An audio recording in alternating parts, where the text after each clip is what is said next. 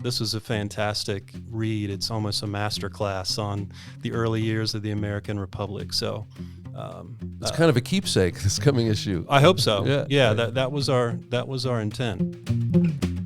Welcome to Being the Change, the official podcast of James Madison University, brought to you by Madison Magazine.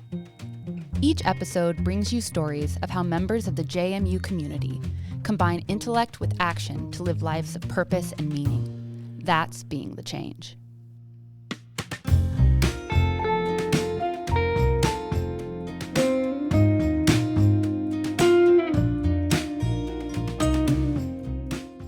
What's up, JMU? Andy Perrine here. Welcome to Being the Change.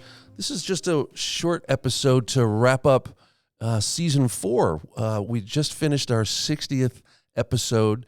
And to all of our listeners who are in touch, thanks so much for all of your kind notes and your ideas for new episodes. You know, this last season, we had such a variety of guests and topics, and a lot of it came from listeners. So, you know, everything from Ghana program in Africa and President Jim for his inauguration and how the university's handling AI in the classroom. And Jim Heffernan is here with me, the editor of Madison Magazine. Hello.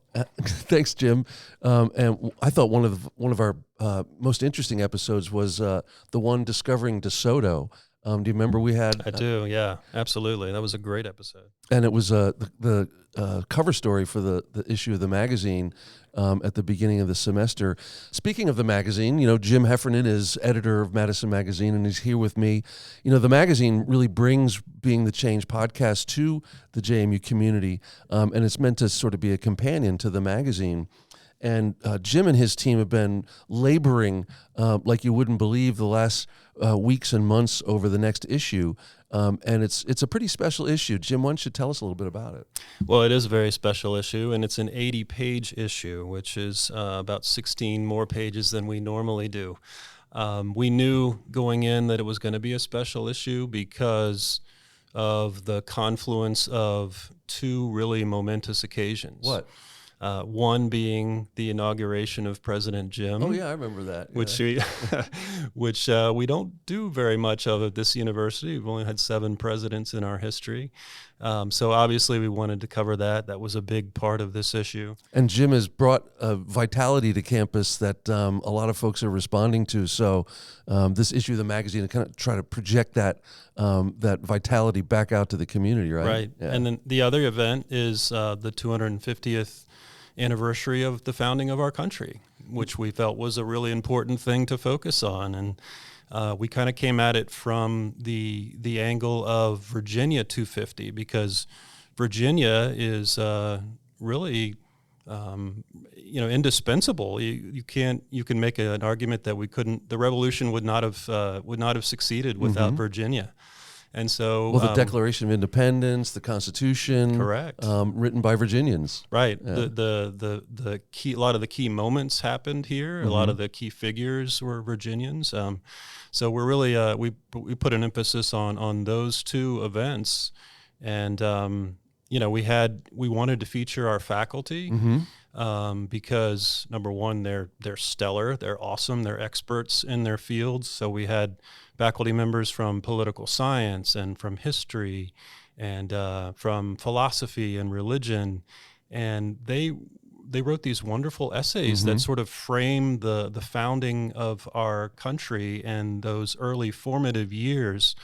And we also bring James Madison into this.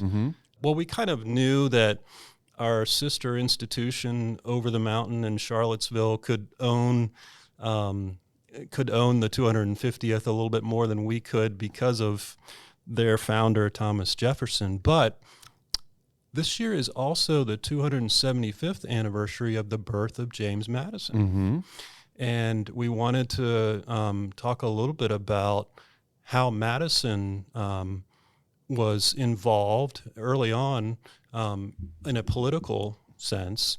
From the early years of the Revolution. He was more important, obviously, later on when we crafted the Constitution. But the ideas for that he was formulating during this period. Right.